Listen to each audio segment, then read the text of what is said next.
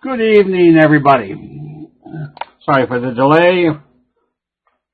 The old Monrovia technical problems, just as we're signing up.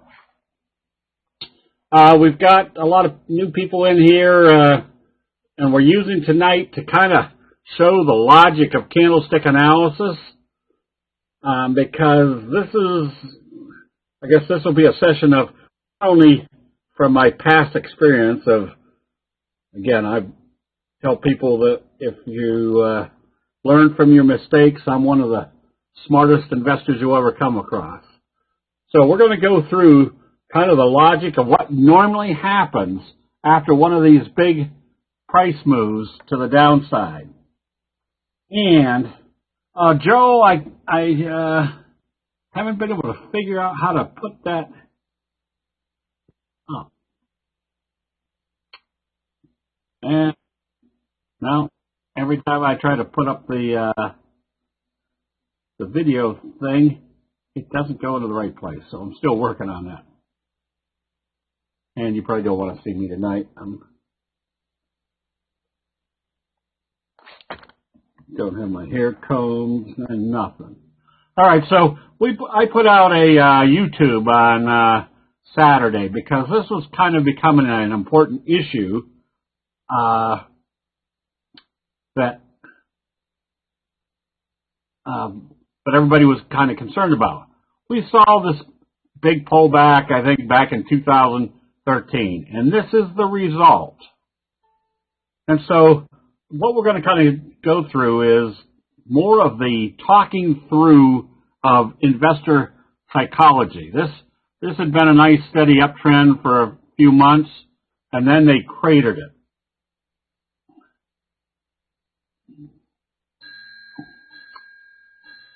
Rick, I don't know if we've got the YouTube link or not.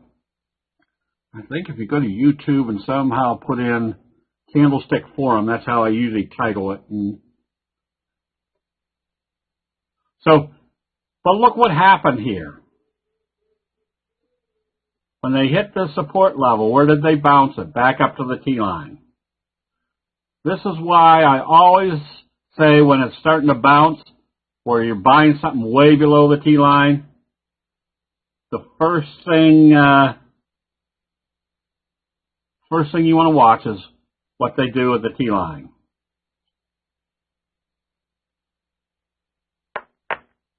I don't know why you're seeing double images, Steve. And Jim, can you help Joanne get sound?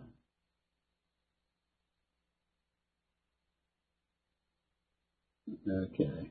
All right, so this is what you kind of expect. August 2018, same scenario. Now, why does it do this? Remember, prices do not move. Sound like I have mush in my mouth. Huh. That's right, too many Coronas.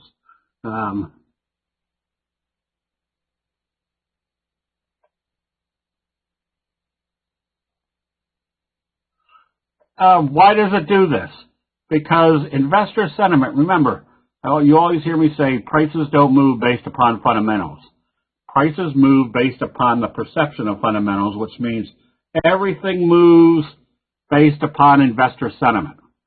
So if you've got bullish investor sentiment and they crack it, it takes a while for that healing process to go through. So how do you trade this? You really can't. But the benefit we have with candlestick analysis is even during that indecisive time frame, you can do simple scans for both longs and shorts.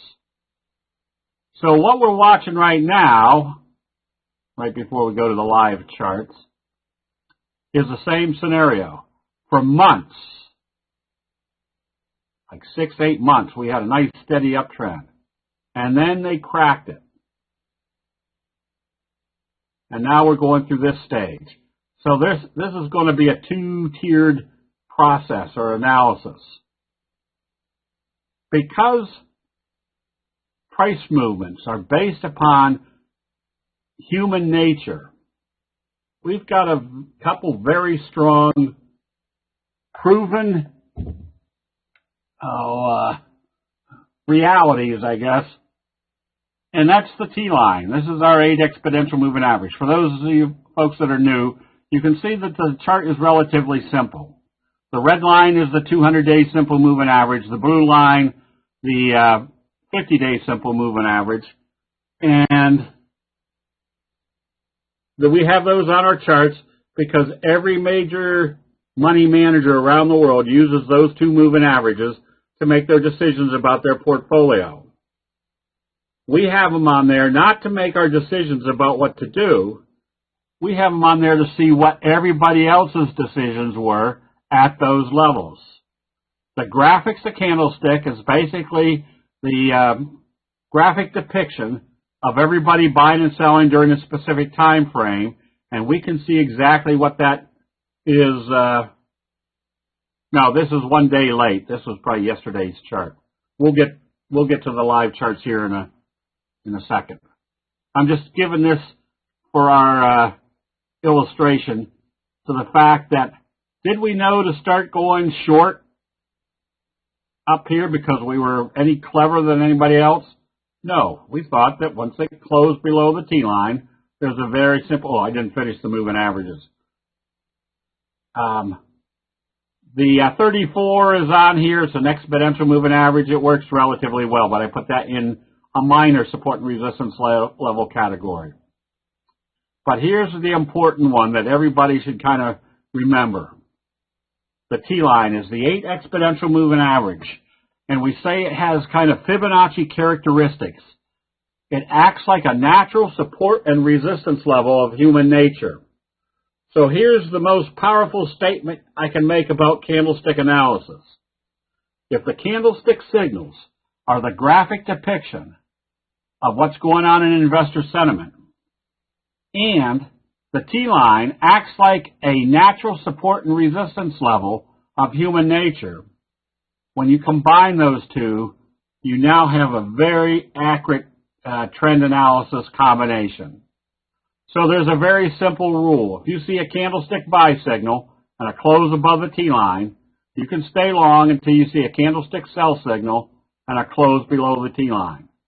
When you close below the T-line, it is statistically, I guess, confirming that the probabilities of being in a downtrend are extremely strong. When you see a buy signal and a close above the T-line, you are statistically very strong of being in a bullish trend. Now, the bread and butter, or the ABCs of candlesticks, are the signals themselves. If you took everything else off the chart, all the moving averages, remember, the Japanese rice traders did not become wealthy from trading off of candlestick signals. They became legendarily wealthy. The T-line was right. Yes, it's very, and there's another aspect to the T-line. Nobody has the T-line on their charts.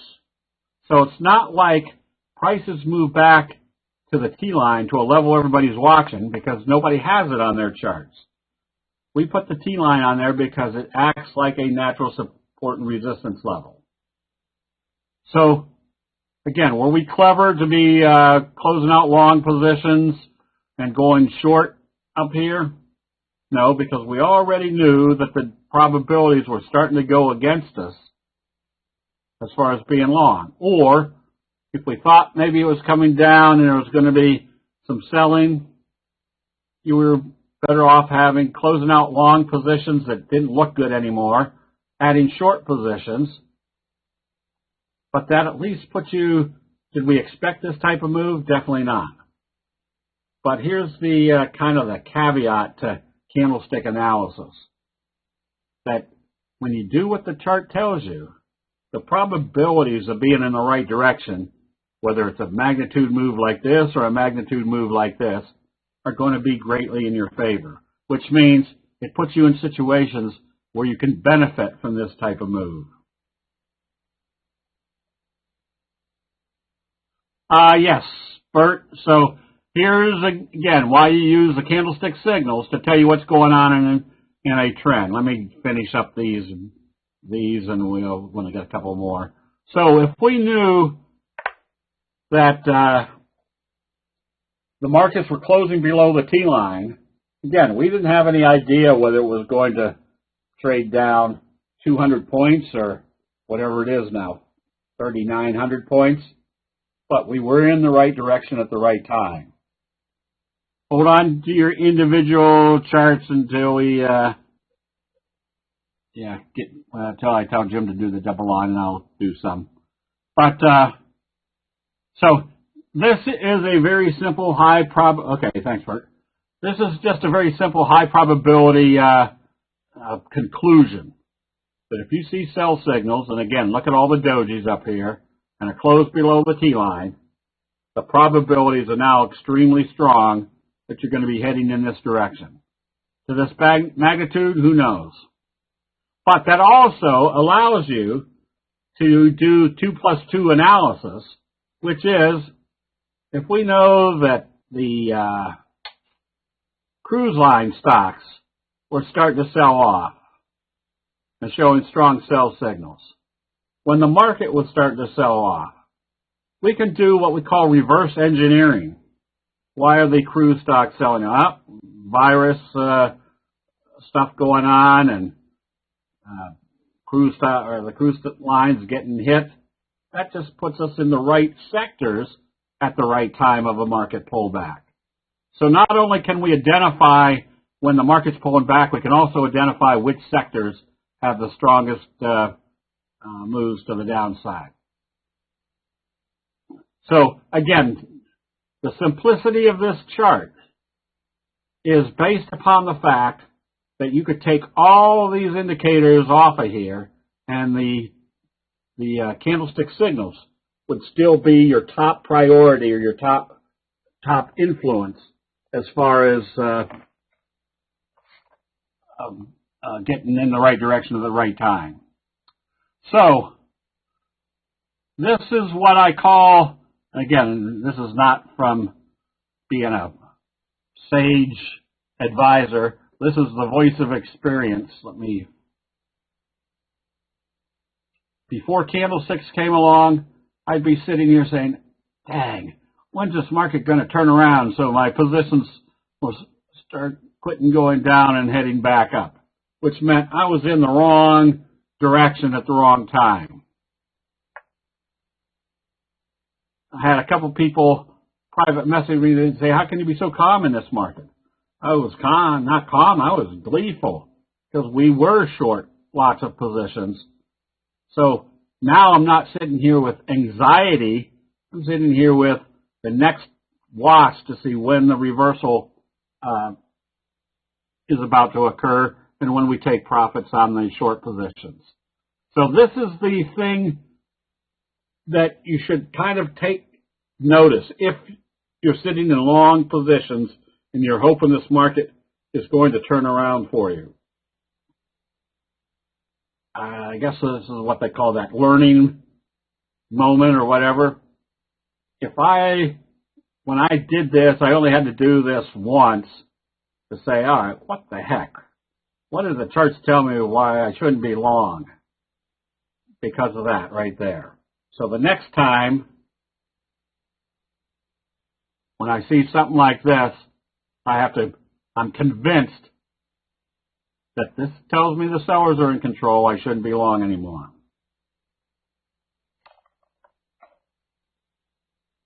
Do you use volume in any way or just your stochastics? Just the stochastics. Volume has nothing to do with price. And I always kind of illustrate that by the fact that if somebody wants to buy a stock because of some enthusiasm and nobody's willing to sell, it's going to go up on low volume. Now, we will use volume as an added little fluff. I know on this day, there was huge volume that day, which usually means a lot of stock has changed hands. And because I was the worst investor in the world before candlesticks came along, I know who is selling here. It's people like me. Then I always have to say, how come when I decide to sell, everything turns around and heads back up? Well, when I started learning candlesticks and realizing what these signals were telling us and where they were telling us, I'm going to go through a little bit more process. I started thinking, all right, if I'm always selling down here, and that's the wrong thing to do, what am I watching down here to see when am I starting to buy with the smart money? And that was the signals. Now, we are going to be doing a, oh, Joanne, you still have no sound?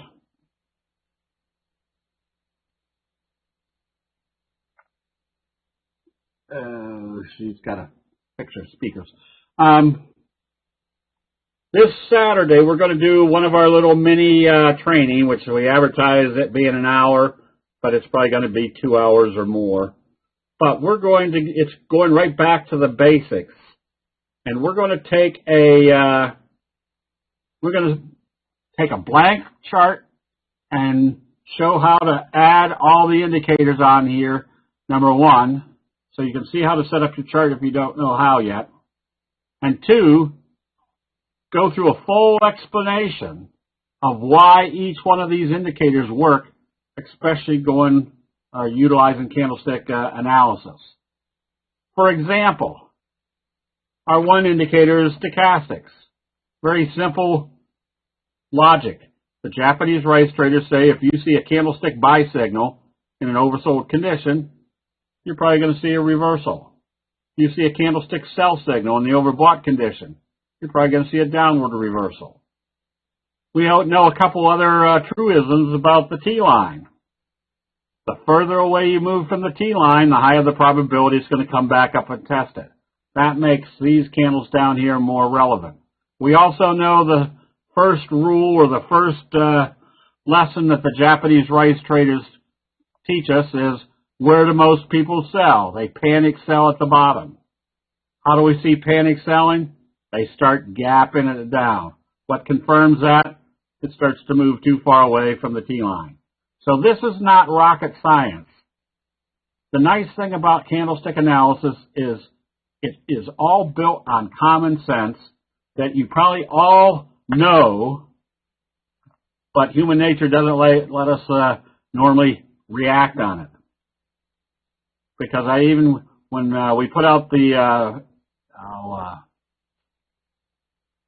YouTube a couple weeks ago saying this is probably indicating a reversal, and I gave all the reasons, that far away from the T-line, gapping down in the oversold area. The probabilities were extremely strong that if they opened this positive, we knew where our next bounce was going to be, back up to the T-line.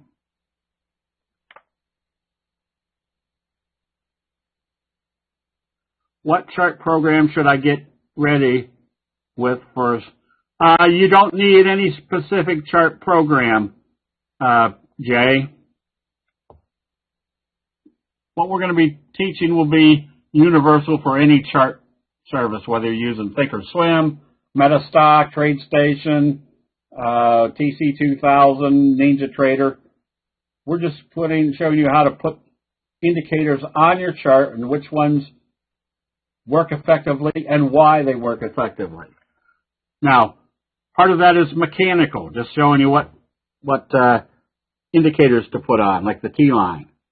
But the rest of it is going to be the rationale for why they work, so that not only are you putting on the correct indicators, but you're understanding why you're putting those indicators on.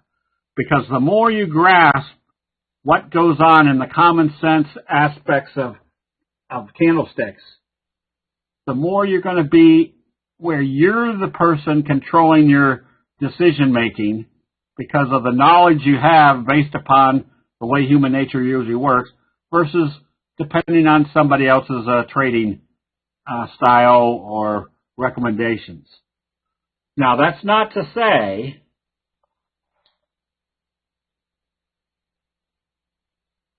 Oops, I'm reading too far. Hold on, Philip. That's not to say, no, I forgot what I was not to say. Oh, that's not to say that if you're using somebody's recommendations, Hubert's or anybody that some of the speakers we have on, and you like what they're doing, but if you put candlestick charts on their recommendations, you'll get to see a lot more clearly what whether that recommendation is a good recommendation or not. Would there be one or two particular candlestick signals that are best in this environment? We don't know, Rick. Again, notice over here we had a hammer doji. So it's not that any one, and I'll get to the live charts here in a minute, it's not like any one works well over others. They all work. That's why we call them the 12 major signals. There's about 50 or 60 reversal signals in the candlestick universe. But years ago when I said, well, if they work, I should be able to see what type of signals are up here at the top, which ones are at the bottom, which ones are at the top. And as I went through, I discovered out of the 50 or 60, there was only about 6 good bullish signals, and not good, but 6 signals bullish, 6 signals bearish that occurred 99.9% of the time. So my rationale at that point was, why spend a lot of mental time and energy trying to learn all of them when all you really need is these 12 major signals, and they're going to provide more trades than you're ever going to be able to handle. Can you also do a training session on the 12? Yes, HS, that is our full training program. And we'll probably be doing that here in the near future. But that is a 2-day training, probably at least 8 hours a day, where we go through explaining the 12 major signals, the candlestick patterns. And the reason we have patterns is because human nature works the same way time after time. So they create the same patterns that we can visually recognize.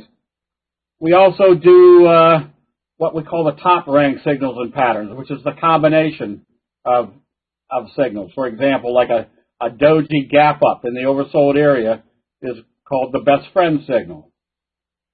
It's an extremely high probability profitable trade as well as a high profit trade. And there's about 18 of those. We show the logic of stop losses using candlesticks. You don't have to know formulas or percentages. You just have to see where the Japanese rice traders will tell you logically this trade is now done or it didn't work, close it out. We show how to do the scanning techniques, how to each night cultivate for the best signals. Now, this also, once you go through this process, again, that's the 2-day full training. Now you try to narrow it down in your own mind of which signals and patterns do I recognize that I can work with. And instead of trying to learn everything all at one time, you learn 3 or 4. And even with 3 or 4 signals or patterns, you're going to have more trades than you'll ever handle. So at that point, all you're doing again is cultivating the ones that you recognize down to the best ones. The green line, the little green line is the 3T line. It just acts as a additional confirmation that the further away you move from the T line, the more effective the 3T line becomes. And that's another training session. When price is far away from the T line, does your assessment of the likelihood of a reversal change based on the candles that are far away? Yes, and I will show that here in a minute, MT. Yes, obviously, the further away you move from the T line and you see a reversal signal, the more likely that reversal signal is going to be effective.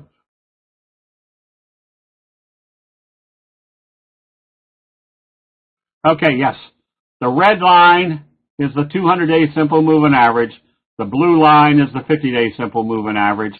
This greenish line or gray line is the 34. But the most important, you can take everything else off this chart and trade the candlestick signals in the T line, and you'd be able to trade very successfully.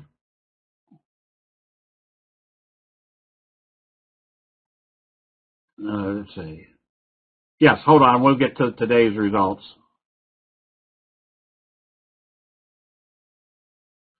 Phil, remember the candlestick rule is the two most important factors about candlestick signals is where does it open and where does it close. Oh, let's see. How do you sign up for? Did that work? There's a link I just put in for the Saturday session. Now, the reason we're kind of mini sessions is that we can concentrate on one aspect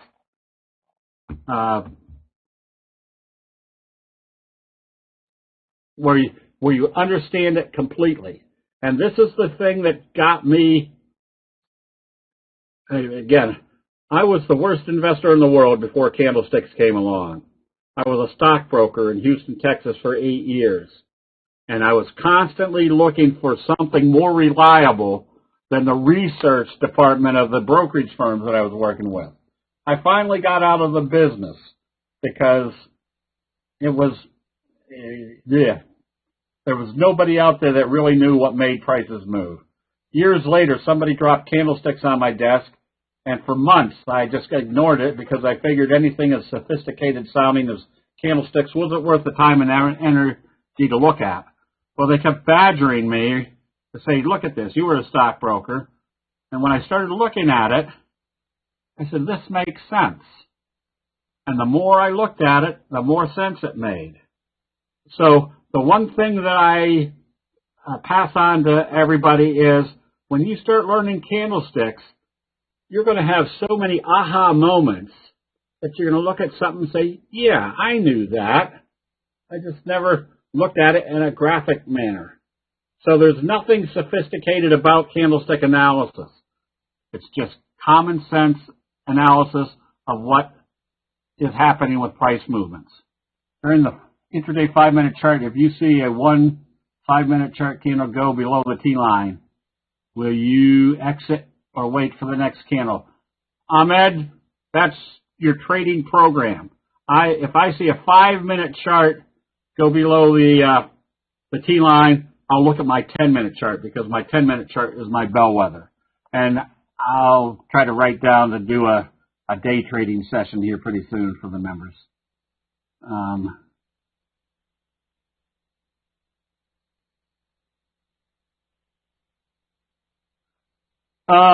It has to close. The next question is from Chris. Assuming the candlestick sell signal and a close below the T line, you can close it out with the exception or except with the analysis. Let's say the market was going up and the stock you were looking at had backed off a little bit and it did a doji just below the T line. Well, remember what the doji tells us. It's indecision. And remember what our doji rule is. It's going to move in the direction of how they open after the doji. So I might give it an extra day, especially if it's been in a long uptrending move. Let's say there's a doji. Let's say hypothetically that closed just below the T line. I might give it one more day because it's been in an uptrend. If I see it open lower the next day, then I close it out. How large can a doji body? It's more a factor. It's more of a factor of being able to see that the body is very small compared to the measure of the trading range that day.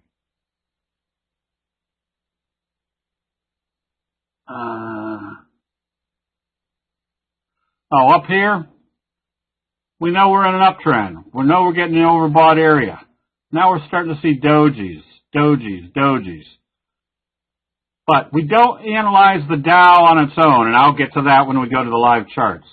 What is the NASDAQ doing? If the NASDAQ's still moving up and the Dow's pulling back, that tells me there's no major change of investor sentiment. Okay, so let me finish this up real quick. So here's the 2 plus 2. If I see the market is rolling over and I see a sector that's rolling over, I'm basically putting all the stars in alignment. I'm in the right place at the right time with a high degree of probability. Oh, there's this. Okay, so here's the session for this Saturday, starting at 10 a.m. so we can get the East Coast or the West Coast people up before breakfast.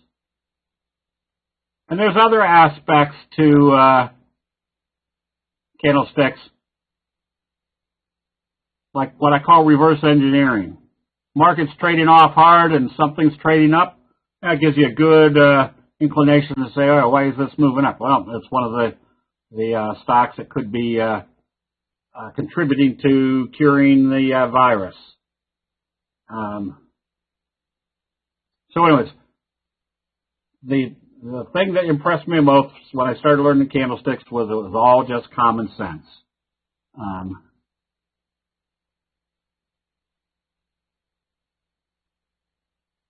Okay, Deborah.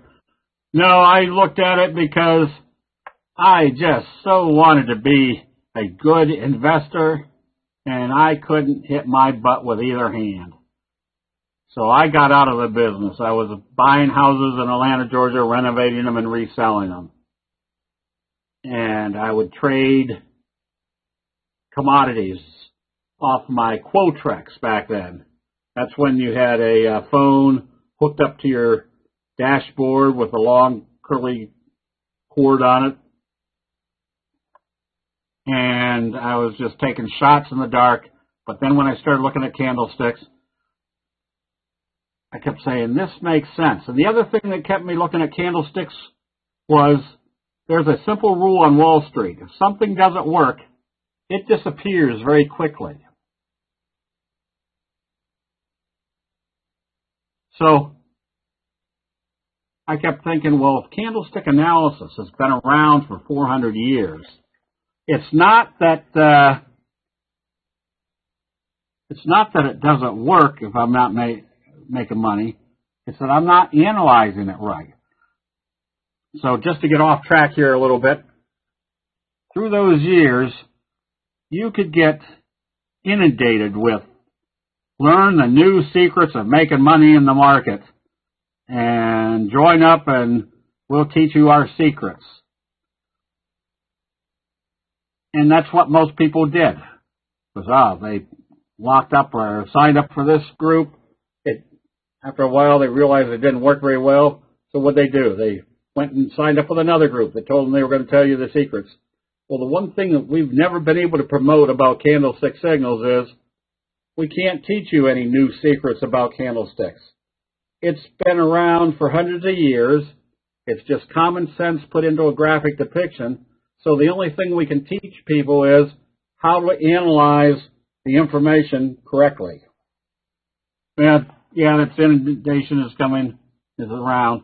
So the reason we've been around so long, I think we set up the website in 2001,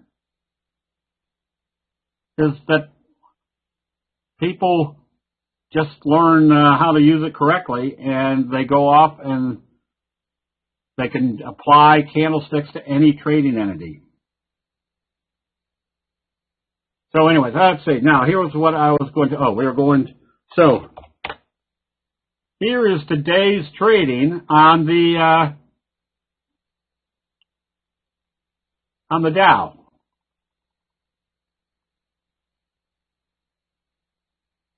Now, somebody was asking, what did you do up here? Let me flip real quick to the NASDAQ chart. Well, the NASDAQ was still trading positive. So, and notice what they weren't doing. Neither of them were closing below the T-line until this day. So, when the NASDAQ closed below the T-line and the Dow closed below the T-line or closed, remember our doji rule, it's going to move in the direction of how they open after a doji. Well, if the doji is sitting right here smack dab on the T-line, common sense tells us if it opens positive, the T-line is acting as support, the doji rule. It's going to move in the direction of how they open after a doji. If it opens lower and trades lower, the doji rule, it's going to trade lower, which also tells us it's closing below the T-line. I do use the S&P 500. I'm just kind of showing the example here. We use all three. And we use the transportation index.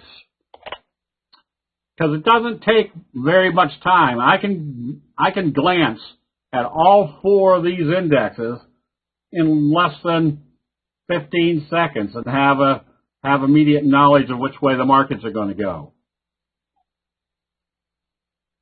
So, where was I? Again, it used to be if I'm sitting with long positions saying, why the heck am I holding these positions? Get me out. That's usually when it turns around. Well, I finally figured out was, why was I here? What told me to start selling? Well, there was our sell signal. Why the transportation index? Because the transportation index kind of acts like a leading indicator, because logic says if the transportation index is trading strong, that means people think things are going to start picking up in the economy, because they're going to be shipping more or people are going to be traveling more. So, but there's a very simple logic also that if the two indexes are trading positive and two indexes are trading negative for the day, what's it tell us about our overall investor sentiment? It hasn't changed. It's just kind of shifting back and forth. Bill, yes, we'll get to some of these. All the indexes showing bearish J-hooks. Wouldn't that be a big wave 3? Yes, that's the analysis. So that's what my whole contention was when we showed this the other day. What is today? Today is Monday. When it was trading right here, when I put up the YouTube, it basically was saying, we don't know which way this market is going. So there's two things that you want to do. First of all, what's the probabilities? The probabilities are still that we're heading down because of one easy analysis. We're still trading below the T line. Now, obviously, did we expect the biggest day of the history of the market? Definitely not. But we knew we were probably in the right direction at the right time.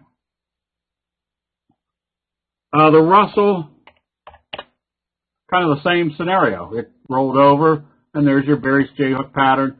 Now, where do most people sell?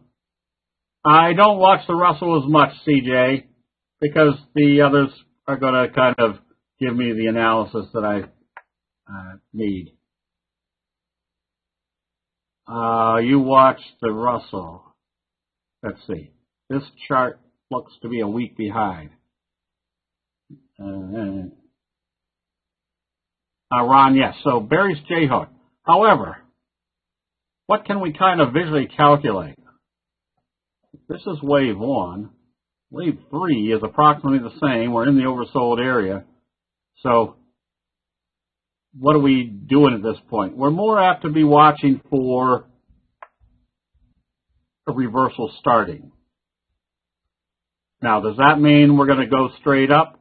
Definitely not. As we saw in some of those previous, it may waffle sideways for a few months. But that doesn't discourage us as candlestick investors, because on any given day, we're going to be able to find good bullish charts, whether the market is waffling up or down or moving up. We're going to be able to find good bullish charts. We're going to be able to find good bearish charts. Now, if we see a bounce, we're probably going to be a little bit more inclined to go with some bearish charts. But what's our rationale? We're going to stay long until we see what happens if they happen to bounce back up to the T line. Yes, and the indexes have moved a good distance away from the T line. Now, remember, prices do not move based upon fundamentals. Prices move based upon the perception of fundamentals, which means everything moves based upon investor sentiment or emotions.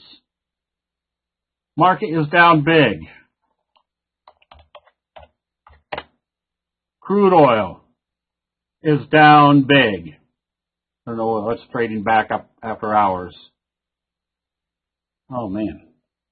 The other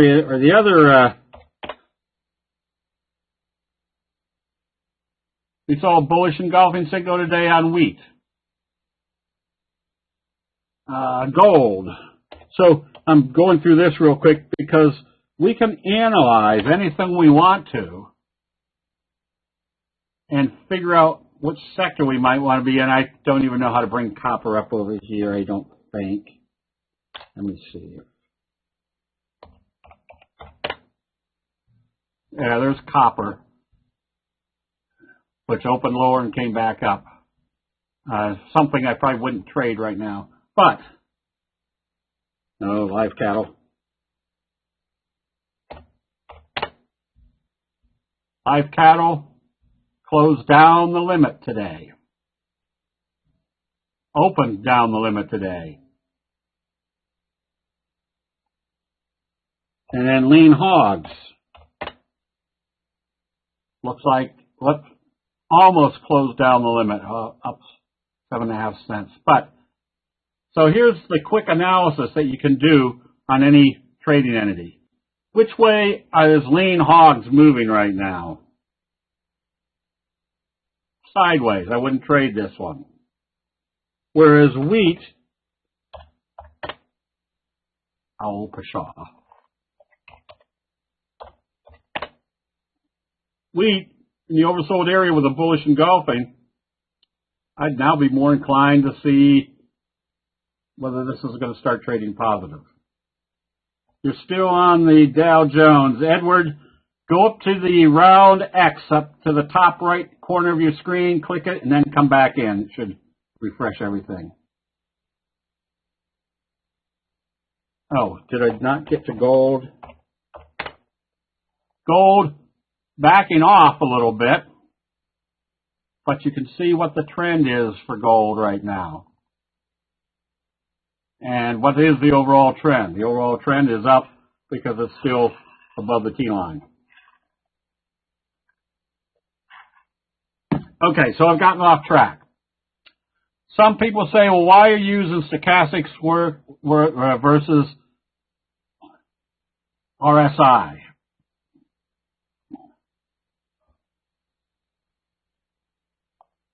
Relative strength. You don't need to. Because if you observe the obvious, and this is the benefit of having a chat room where everybody's looking for the same thing. Look what's happening in VIPs today. Market is off 1,800 points, and they're buying VIPs. That tells us something. You don't need a relative strength chart to tell you something's going on here that's against the overall market trend. So we have good visuals. Rite Aid opened lower and traded up. What did it tell us, even though it was off 97 cents, what did it tell us about the strength or the weakness of today's trading?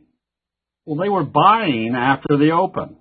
They even brought it all the way back up here. That tells us there's still some buying around.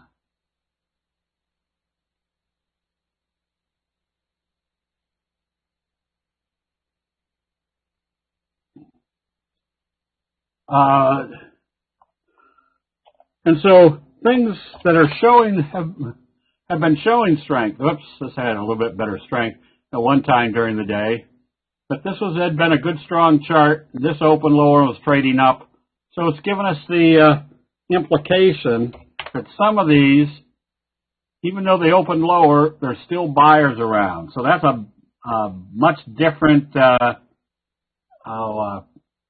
analysis of just saying, oh, Luckin was down $2 today. Well, we can see that Luckin had some strength in it. It might not be something that you want to bail out on if you were long. Tried to protect all the... Okay.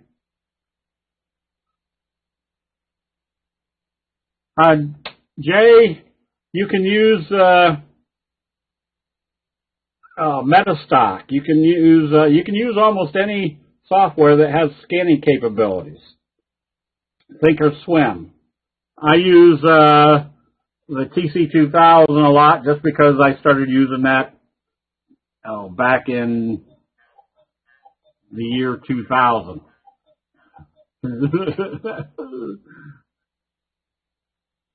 That's because when I first started doing all this in Houston, I can remember one night way out in the fringe of town, somebody had just bought the TradeStation package.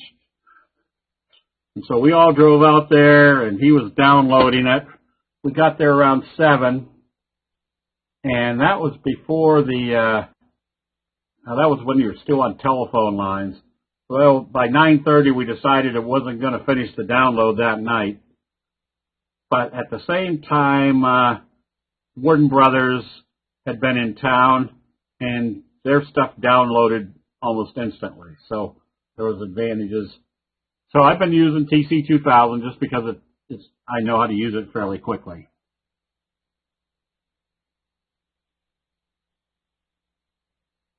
Okay, the Dow is up 450. All right. Now remember, that doesn't mean anything right now.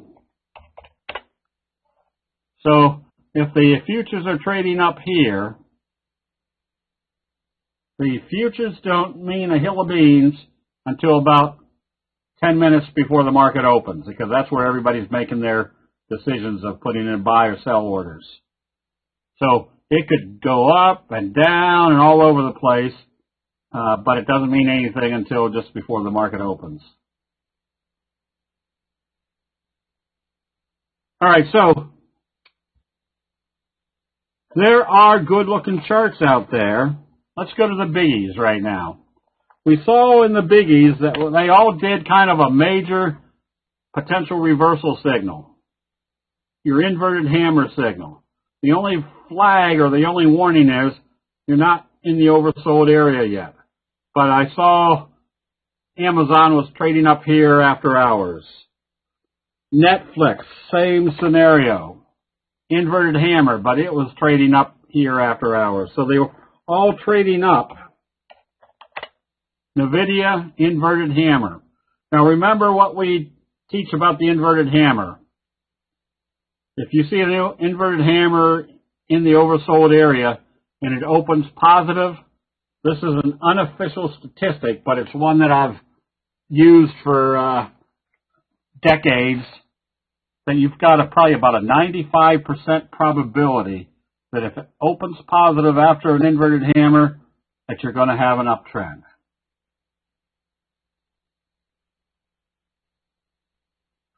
Yes, I think they mentioned that if the Dow goes down another 200 points, it's now in a,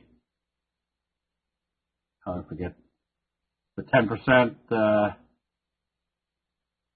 if it goes, no, just a positive open. So let me regress here a little bit. If it open positive tomorrow,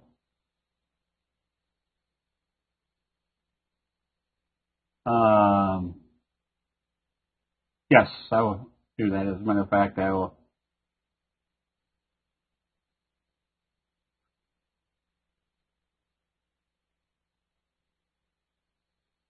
Okay, thank you, Jim.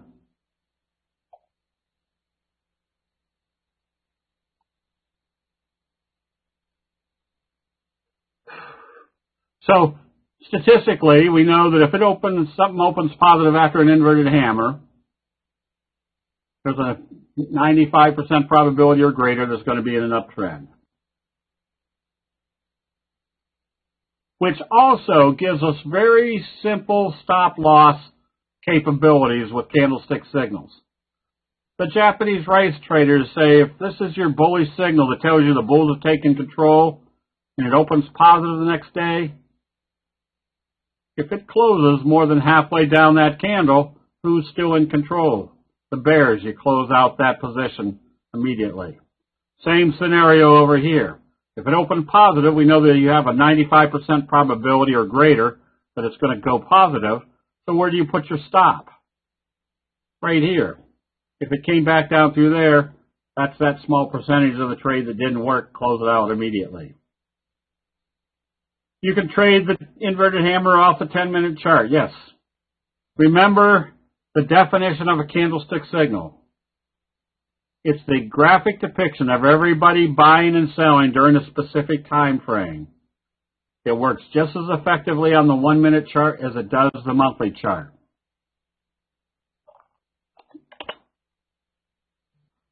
Yes, that's a little inverted hammer. Again, look at where you are. Look what happened here. Gap down in the or up here failing at the 50. Giving you a downtrend. Look where you are now in the oversold area with a gap down. That's telling you that's that exhaustion at the bottom.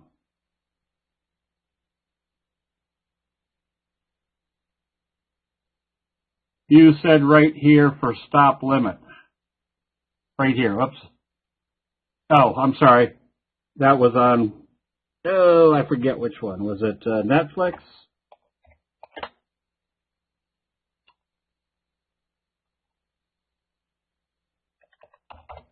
Apple. So if this opened positive and started trading positive, was NVIDIA, and this is an inverted hammer, we know it should be trading positive.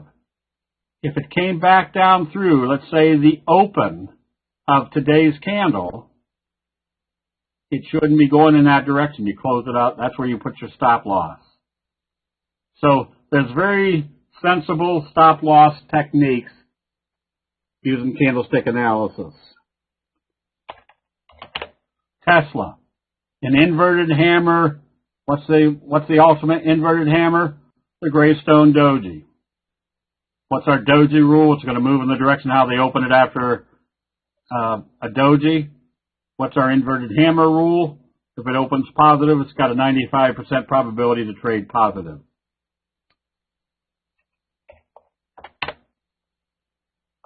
So there was positive trading today that allows you to take advantage of getting into things that might be getting ready to reverse if the market reverses.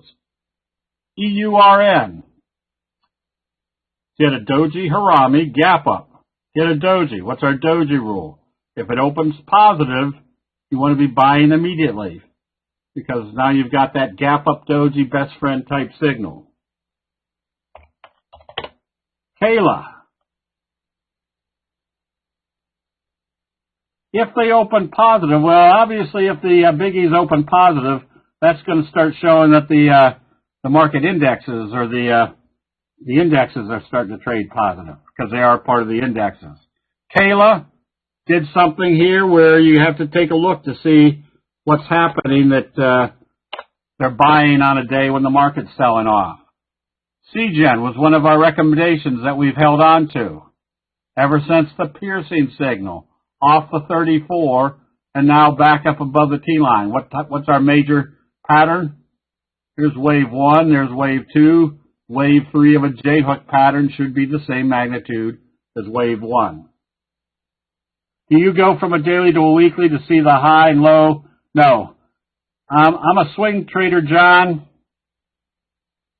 which means my trades are going to last anywhere from 2 to 10 trading days.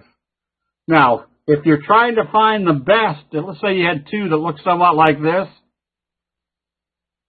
you could go to your 10-minute chart to see which one looks better. But I very rarely use the, I'm sorry, not the 10-minute, the weekly chart.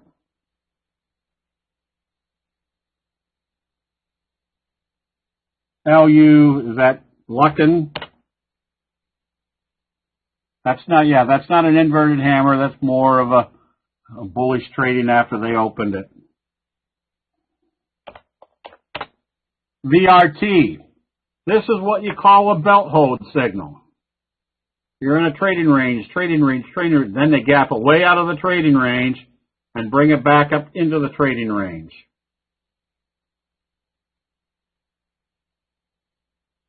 Now if we get bullish confirmation, this has become a reversal signal. Jay, I helped write some of the formulas for Heiken Ashi years ago for a bunch of traders in Texas. It's a vanilla method because it kind of averages things out. So if you're doing something where you're trading and holding long term, it's the you can use it. It's more of a vanilla type trading setup. What I have found, again, after 40 some odd years of investing with different techniques, I have found that the most accurate is the combination of the candlestick signals and the T-line. Jay, I don't want to deter anybody. If you find a good trading method, remember, we're just kind of showing what the logic is with candlestick signals. Whatever method you can develop using the aspects of human nature, creating candlestick signals, use it. A lot of people say, well, I'd like to put the Bollinger Bands on. The nice thing about candlestick analysis is the signals are going to give you the true indication of what's happening. Anything else that you put on the chart is just confirming what their signals are telling us. Stochastic crossover is nothing. The crossover is usually 2 or 3 days behind what the signals are telling you. The only reason we use stochastics is to tell us where we are in a trend.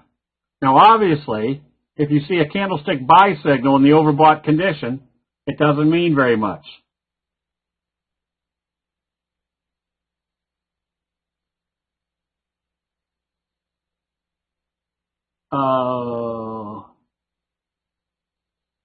Me? Did I disappear?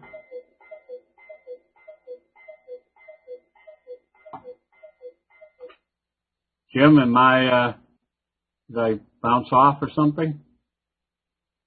Okay. Now I forgot. Oh, so a candlestick buy signal in the overbought area doesn't mean very much. A candlestick sell signal in the oversold area doesn't mean very much. So we don't care about crossovers. We're just trying to see where we are in the trend. The most important factor of a reversal is witnessing the signal.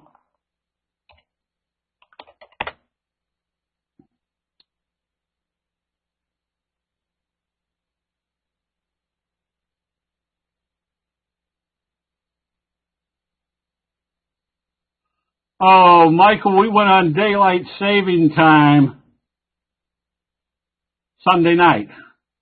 So you might have to kind of change that. It's right now 9 o'clock in Pittsburgh, PA.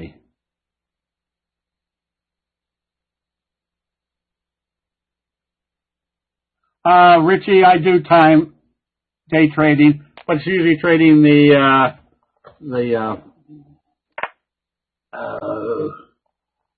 commodities. Right now, I added wheat today because of the bullish engulfing. I hate to regress here a little bit, but I bought wheat because see it move up, and then look what happened to the 10-minute chart. I started buying in here thinking it was going to break out. But that was also because I could see what was happening here, and I could also see that we had a bullish engulfing in the oversold area, so it was a relatively safe time to start buying.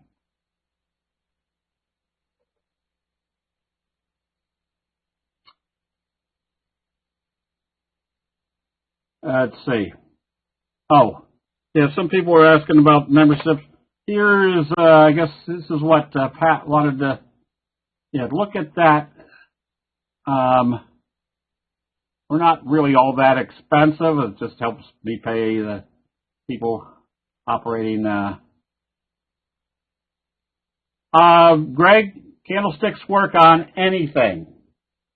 Stocks, bonds, currencies, futures, tulip bulbs, anything that has fear and greed in it. Did I just do pets? Pets, big bullish engulfing, and a close above the T-line. What's our trend? You can see our trend channel. What's our next likely target? Start watching to see if they bring it back up to the top of the trend channel.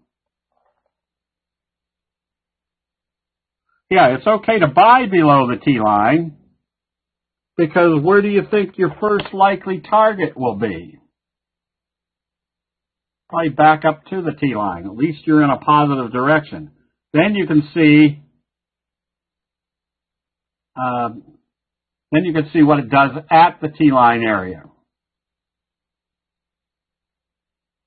That's right. Tulip bulbs will make a comeback someday.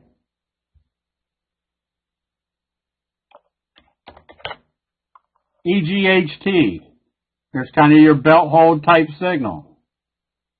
Now remember what a belt hold signal does. It wipes out a lot of sellers down here, which means the bulls have stopped up the sellers. There's not as many sellers in the way, so any buying after that has less resistance to run into.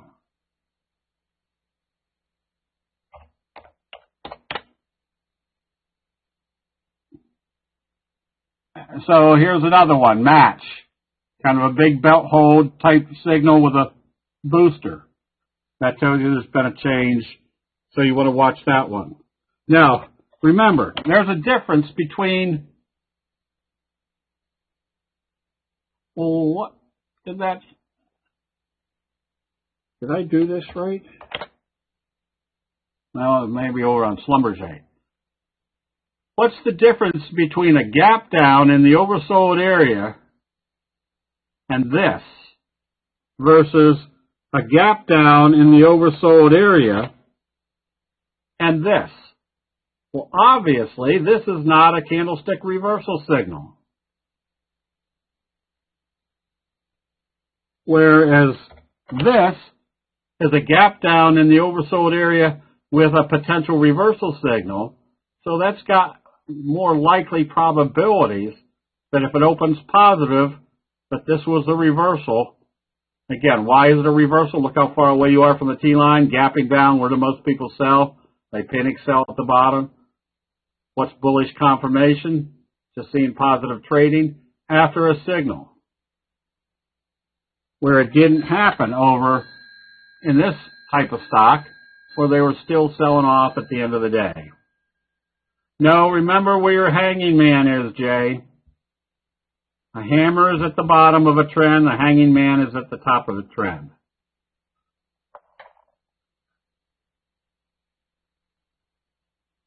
There was a lot of talk about AIM today in the chat room. It took off. Look at the gap up, and then if you were trading it, what was your criteria? You could stay long on this as long as it stayed above the T-line. So there's a couple good stocks out there. Fro, after a bullish Harami, gapped up. If it opens positive, and especially if it breaks to this level, now you got targets up here. You've got strong buying occurring. Same thing on Tank. Whoops. Make this bigger.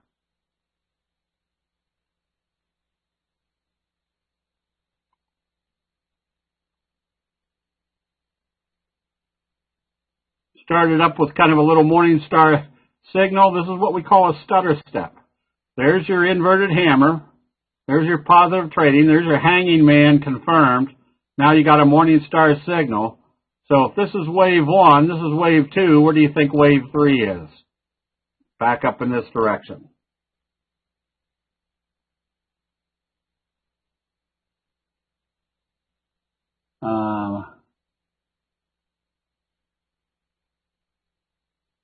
Okay. Oh, these are 15-minute delayed charts on CQG. They're not delayed now. They're just delayed during the day. So I don't use these charts to trade stocks during the day. I use other charts. But I use these charts because they move fast when we go from one to the next. So it kind of speeds up these sessions, and they're very clear and clean. So here's Domino's Pizza with kind of a bullish engulfing signal. Now you watch to see if they start bringing this back up above the T-line tomorrow. And Twist, This is a very simple rule. Do you stay long on this? You stay long as it doesn't close below the T line. So, got a long-legged doji. What's that tell us? It's going to move in the direction of how they open after the doji. So, we definitely need to see this open positive to stay in it. If it opened lower, we close out the position. Oh, hang on to your individual ones. If you went short on this one today, you stay short. But if I was short, I would probably have a safety stop right here at today's open. Because logic says if they open it and they bring it back up through there, they're not selling it off. They're still in this congestion area. Yes.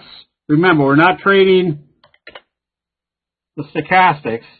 We're watching to see if this does a J-hook type pattern, which means the stochastics would start curling back up also.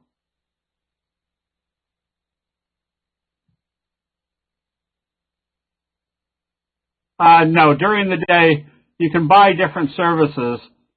And so I don't pay for the live charts on this screen other than for the commodity trading. I don't do it for stock trading. I've got other stock or charts that I use for trading stocks. All right. So we have stayed short in the stocks that were short, but I see both of these are trading positive. Both Carnival and Norwegian are trading positive after hours.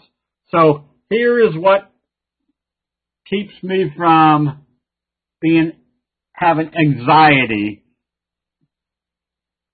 by holding a long position that I shouldn't. I know where the short positions have a high probability, so I'm happier than a pig in doo-doo when the market's going down because I'm making big profits. The other side of that coin is if I know I'm in the right direction at the right time, when I close out this position because the market's starting to turn back up, now I've got a lot of cash to start going after long positions. Yes, he did that. And under normal conditions, you said you'd keep around 10, 12 positions. How many have you tried to keep during? I was probably back down to maybe only 4, Art, because if you're in a condition, remember what the whole premise of candlestick analysis is. It gives you a high degree of probability of knowing which way a trend is moving.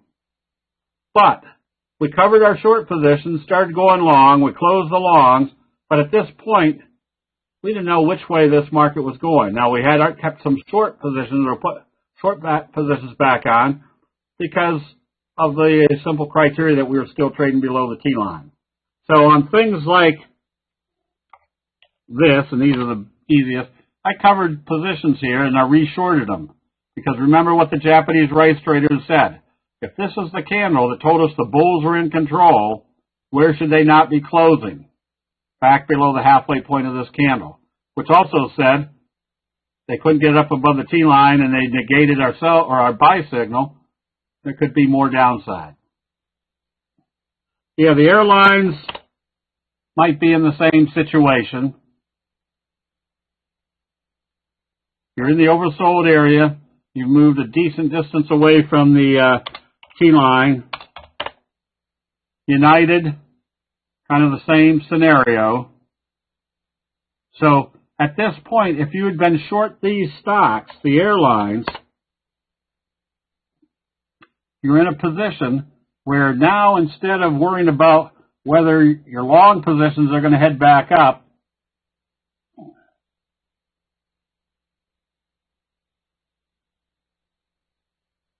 if you're closing out your short positions with big profits, now you're getting ready to get into the long positions at the appropriate time. Okay, all right, so the reason I was kind of stressing this is because people were kind of emailing me saying, what do we do and I knew what they were going through because I've been through it many times before. So I knew pretty much what to be saying. And this is why, through the years, I let the charts tell me what to do, and I sleep very well at night. So right now, the short positions, way in the oversold area, way away from the T-line. If they start showing strength tomorrow, because the market might be rebounding, when you close out these positions, you've got a lot of cash ready to go long. Okay, I guess that's about all I got. The important thing I was trying to illustrate was if one of the facets that I've discovered is if I wake up in the morning and I am nervous about what the market is going to do, then I know immediately that I'm in the wrong positions. The first thing I do when I get down to the desk is I open up or look through my portfolio and say, this one doesn't look good. Why worry about it? Close it out if it opens lower tomorrow. Or these short positions look like they're starting to turn and the market's starting to show strength and I'm nervous, close out the positions. I use my own emotions to kind of now dictate when I'm in the wrong direction. Okay, and the future up strong. Now remember, it doesn't matter what they do right now, it's what they do 10 minutes before the market opens. Okay, so this is what I was trying to illustrate. If you were in long positions, you should be asking yourself, where was it that it told me to get out of these long positions? Now I'm much more mentally prepared that if I see something like this, I know what it's telling me.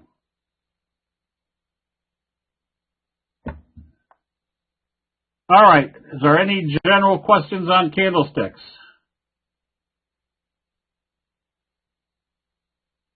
If a stock is going to close below the T-line, do you sell before the end of the day? Maybe yes. If I can see that the market's not showing any strength and whatever I'm holding is going to close below the T-line, yeah, close it out. The 3 EMA is the 3 T-line. It kind of adds confirmation that if you close below the T-line and the 3 T-line comes down, that's further confirmation. Then the further away you move from the T-line, the more effective the 3 T-line becomes.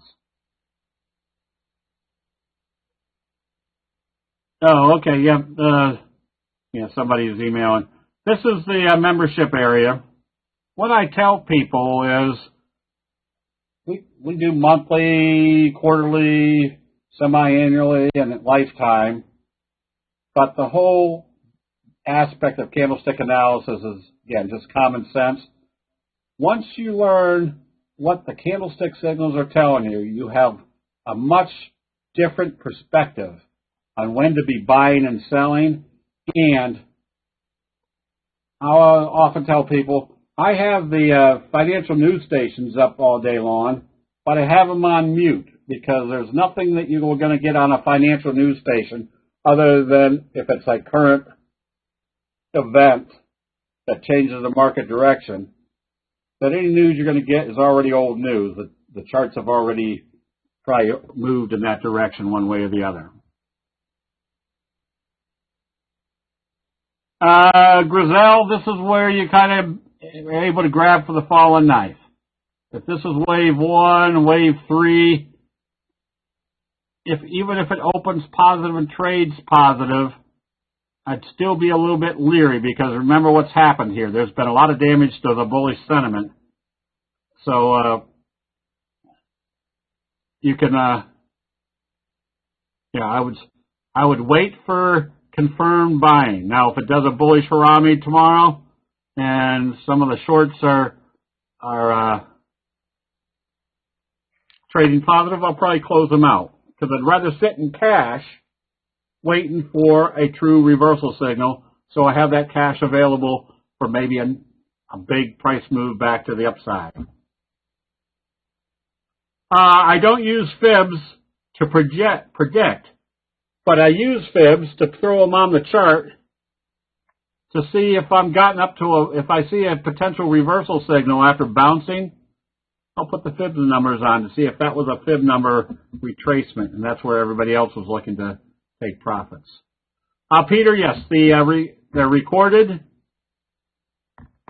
and so if you sign up for it and you can't make it or can't make it through the whole thing, you'll get the recording.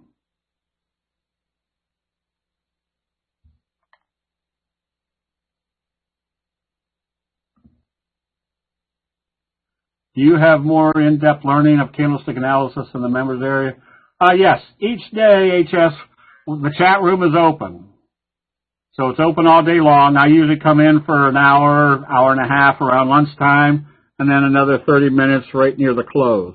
And I'm usually watching all day long because I'm sitting here doing my own trading and doing other things. If somebody has a question, they just put it in there and I can come in and answer the question. Yes, there's recordings for the night. What time do you open? It's usually open all the time. So people start coming in maybe 30, 40 minutes before the market opens and start throwing around ideas. Now, the benefit, again, of the chat room is twofold. One, it helps you learn the signals and patterns a lot quicker because people are showing charts and explaining why they're buying it. And two, we've got a lot of traders in there that have been there for years that know exactly the charts they want to look for or what they want to analyze. So they're constantly putting out a supply of good chart recommendations. I got into VIPs today because somebody said, look at VIPs. It's coming up pretty fast. So I started buying it because, again, it was trading bullish even on the 10-minute chart, and it was trading positive in a market that was trading down strong. So it gives you a supply of book. Yeah, supply of book from reading charts. A supply of trades and a much faster learning curve for learning the stocks. I put out 2 or 3 stock picks every day, and we do it in kind of a 2-minute video format so that you're not just getting stock picks, you're also getting the rationale or the indicators that tell you that why it's being recommended.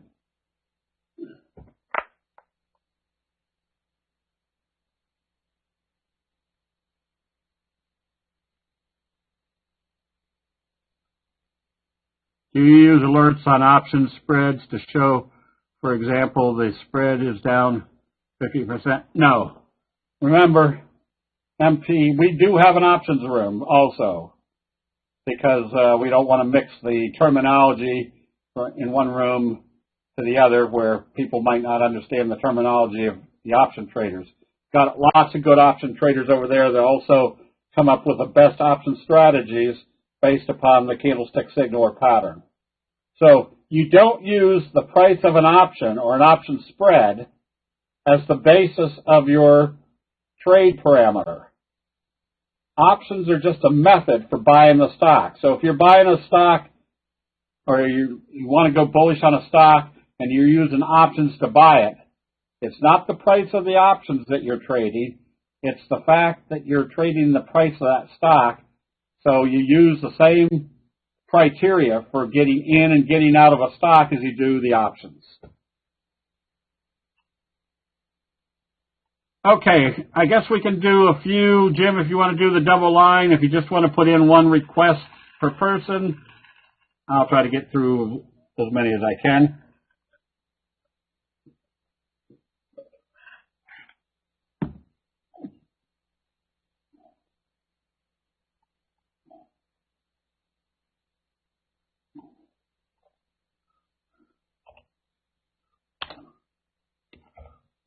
Corning, you still need, if it opens lower, you can stay short on this one. And QCOM, same scenario. If it opens lower, it's still trading lower. If it opens positive after the doji, look for it to bounce back up into the trading range. NI also needs to come up positive. I still wouldn't be, probably I wouldn't be long or short, but if you happen to be long, you definitely want to see this open positive tomorrow. The pro shares on Biotech, is this a short? Yep, still showing that they're selling off. And SWN, Southwestern Energy, big bullish engulfing. There's your left-right combo, big bullish engulfing. That's a very bullish sign. CVM, we recommended this one today, but we didn't execute it because it opened positive, and that's part of one of the training sessions we do is how do you improve your entry strategies? Well, logically, if the market is trading off 1,500 points on the open, and a stock opens positive, you probably don't want to rush into it until you see what the overall market action is going to be for the day. So we didn't execute this one. GNMK, another one that stayed above the T-line, but it better open positive tomorrow to stay in it. And NVC.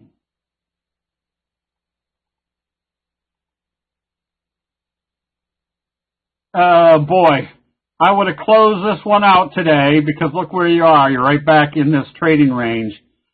So it didn't close below the T-line, but it did the bearish left-right combo at the resistance level. If it opens lower, you want to be out of it. The only way to stay in it, if you're in it, is to have it open positive and trade positive for the day. Drip, big breakout. That's the bearish. Yeah, with crude oil, now it's starting to bounce back a little bit. Now, what you have to still be aware of on these big price move days is the announcement that Saudi Arabia made that they were going to flood the market because Russia didn't do blah, blah, blah. Same thing could happen. 2 days later, they said, oh, they're going to rescind that order. Now, all of a sudden, crude oil prices shoot up $8. So that's why it's good to always have your stops in on the fast-moving trade things. CRTO, another big hammer in the oversold area. If you're short, you cover your short if this opens positive. If you're thinking of going positive, you still wait for it to close above the T-line. Oh, why is this not coming up? I don't know. Sometimes they goof up like that. Boeing, stay short.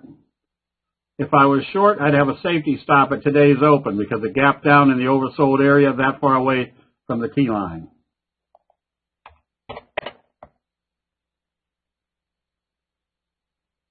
This one you watch to see if they start trading positive. If you were short, I'd probably use today's high. If it came up through there, I'd cover the short position.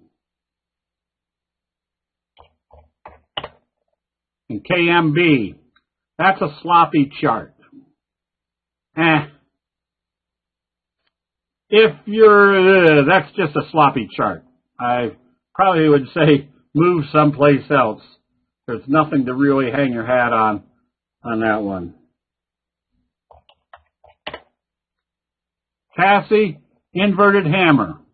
You can start buying this one if it opens positive tomorrow. Nokia. Stay short, but you have an inverted hammer. Watch to see how it opens. Same thing with Tesla. Same thing with Apple. Watch to see how they open tomorrow. Rite Aid. Definitely want to see this open positive. You can see you've got an upward trend channel. You don't want to see it trade lower. That would kind of tell you you're stuck in this sideways channel. And DHT, that's not a great looking chart. It opened positive and came back down. I'd probably be trading something else, Mike.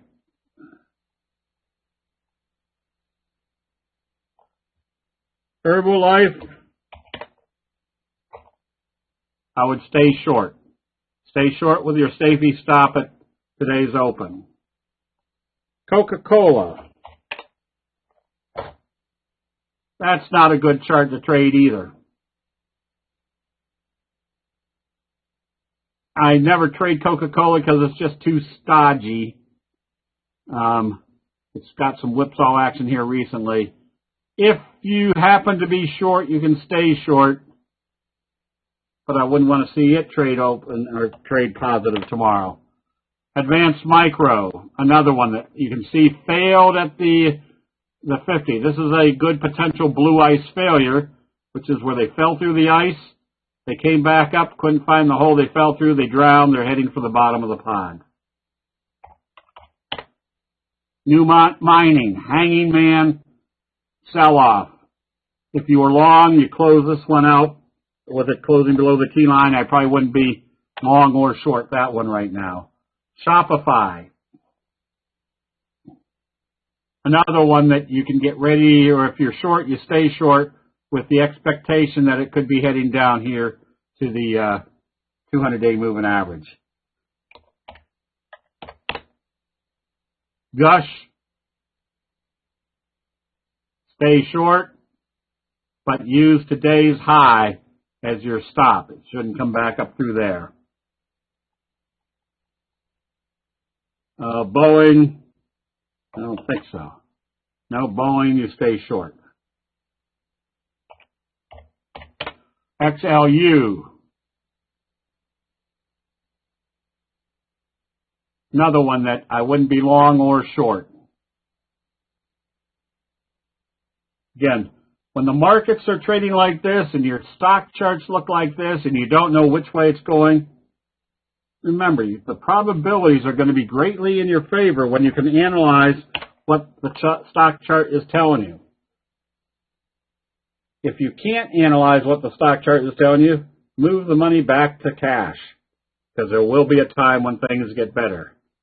HMI, nothing wildly exciting about this one. Boy. Hey, Rossi, I don't know what to tell you there. Is this Dow or Dow Chemical? Dow Chemical, you stay short. Zynga. This one, we were going to go short based upon a lower open, but the lower open was way too big, especially on a big market today like today. So we just left this one alone. If you are short, you stay short. NVIDIA looked like it was trading up here after hours. You can get ready to buy this one if it opens positive. Bed Bath & Beyond, stay short. CYH had potential the other day, but now it's gone. So right now you shouldn't be long or short this one. You can't be short, I don't think, because it's trading below the $5 level. Cabot, stay long on this one, but use today's low as your stop. After the shooting star, if it comes down through there, you want to be back out of it.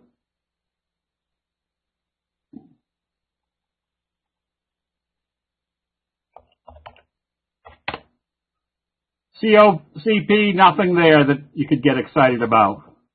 Not with it closing down here at the low end of the range. Cox, if you're short, you stay short on this one. Southwest. Inverted hammer, you get ready to cover any short positions on a positive open tomorrow. That would have given you a left-right combo and then bullish confirmation of an inverted hammer.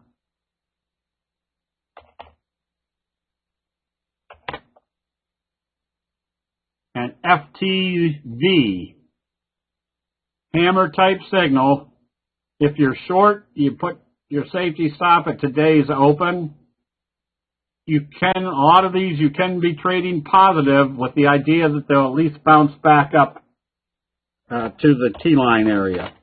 Booking, another one where you stay short, but if it opens positive tomorrow, probably cover your short position. I wouldn't go long, I just wouldn't be short anymore.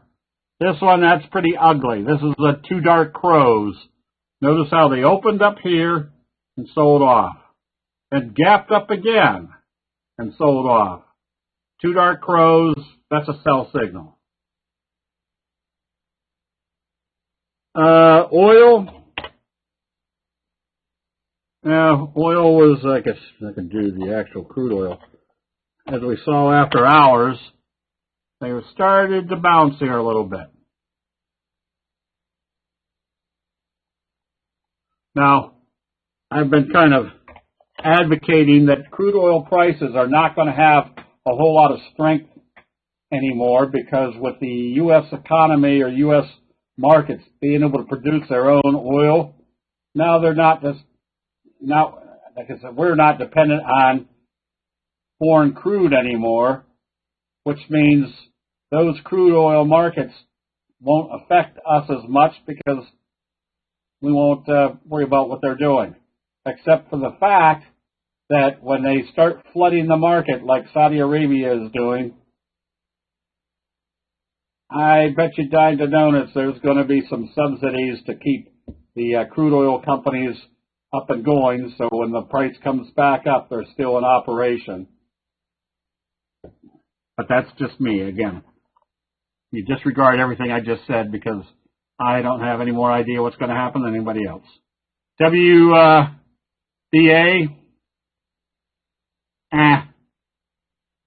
that one I would have been out of today if I had been long. Williams Brothers, you can get ready to cover short positions using today's high. Boeing, stay short, use today's open as your stop. SDC, another one that you could possibly go short on lower open, but watch for your inverted hammer signal.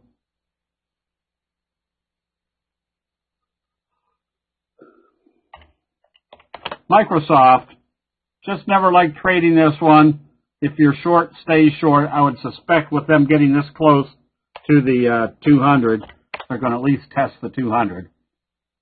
U2, 2U, that's a nice belt hold type signal. You can get ready to buy this one on positive trading. I think we did vert.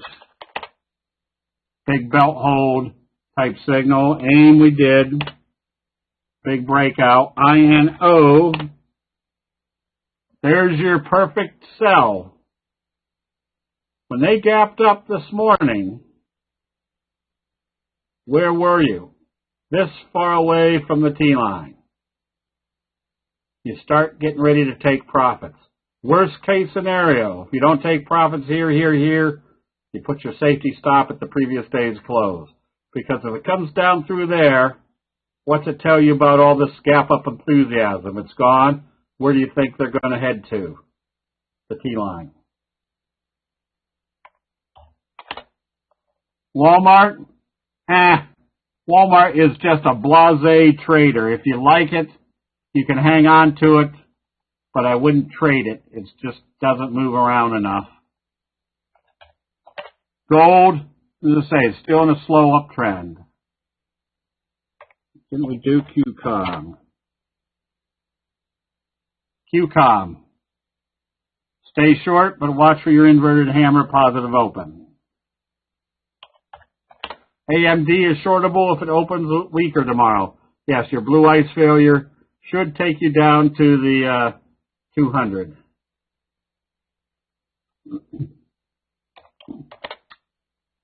HAE, stay short. LK, nothing yet. I would still, if you like it, you can be buying it, but it has to get back up above the T-line. So right now, I wouldn't be doing anything long or short and lucking. Apple needs to open positive. Yeah, the airlines still heading down. Hawaiian Air. APT. Tony, there's absolutely no reason to be going long. As a matter of fact, I'd probably go short. Notice what happened on this chart. This went from 4 to 40 in 4 or 5 days.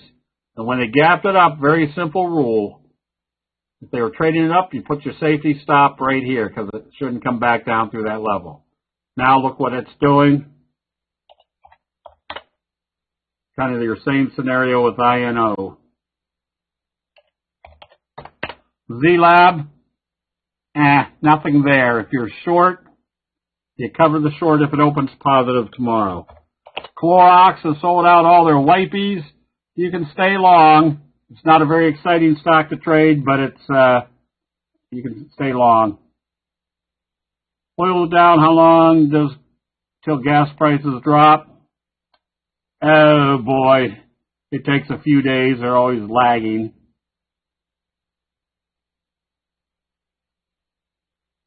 Yeah, that's the theory, Daniel, is that a lot of the smaller oil companies that were well leveraged might be getting crushed here. But I bet you down to donuts there's going to be some sort of supplemental financing for those people that need it to keep them in operation, just so we don't lose the capability of being our own oil supplier.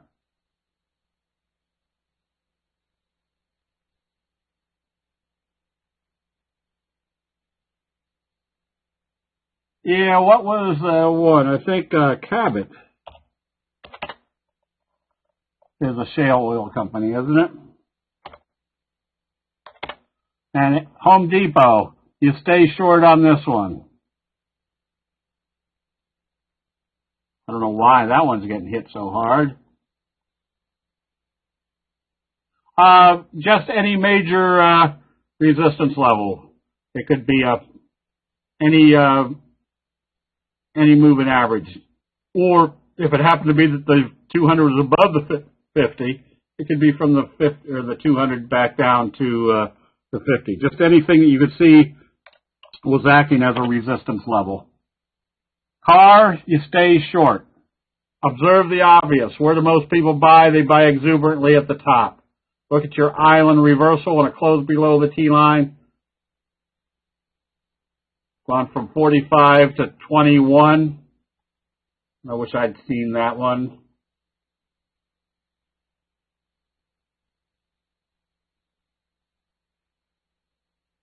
That's right. No, Mike, I'm trying to sell cars. I'm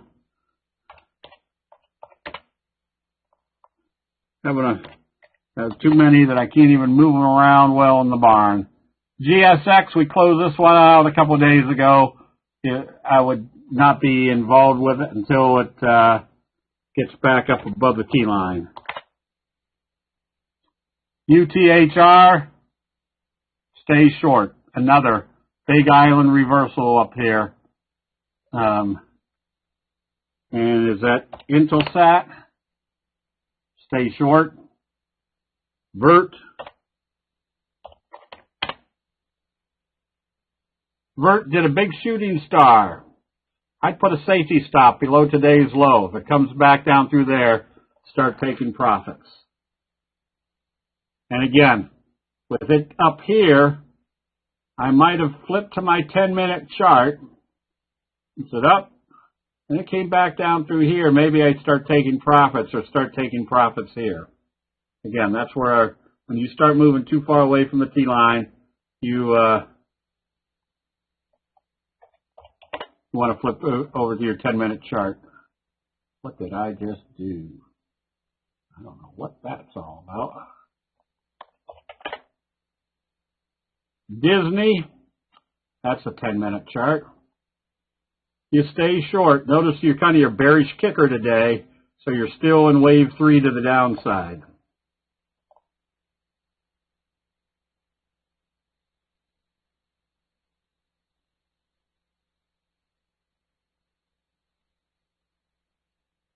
Jay, that's usually true. Yep.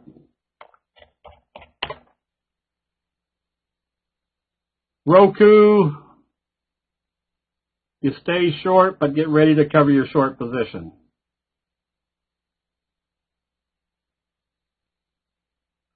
Yes, if you're on a 30-day free trial, you use the member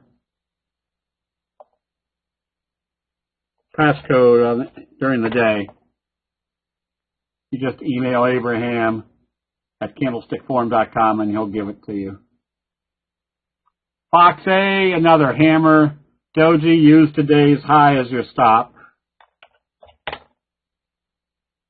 Yep, big bullish belt hold on Donaldson.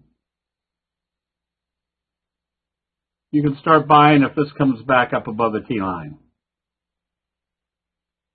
Visa.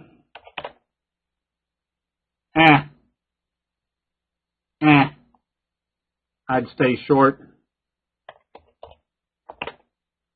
SFX, stay short, but use today's high as your stop.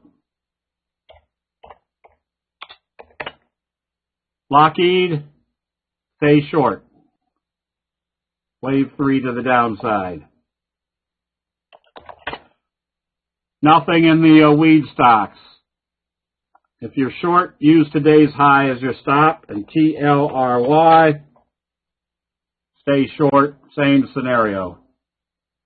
Dix, starting to see some buying. I'd put a buy stop if I was short right above the highs the last couple of days. And Morgan Stanley, all the financials are going to be selling off hard when the market's selling off hard. So you stay short on Morgan, on Goldman, JP Morgan. Just stay short. Oh, we just did CGC.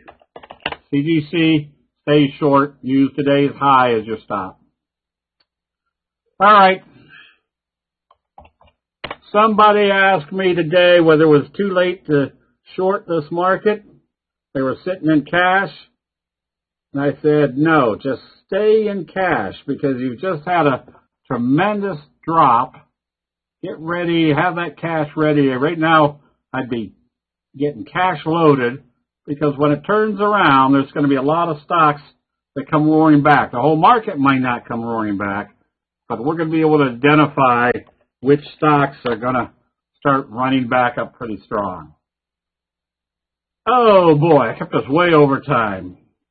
All right, everybody, thank you for showing up tonight. I hope the next time you see a sell signal in the market indexes, you just say to yourself, all right, probabilities are starting to head down. I don't know whether they're going to come down here or down here, but I know which way the probabilities are going. All right, with that, thank you, everybody. We'll see you bright and early in the chat rooms. We'll see you then.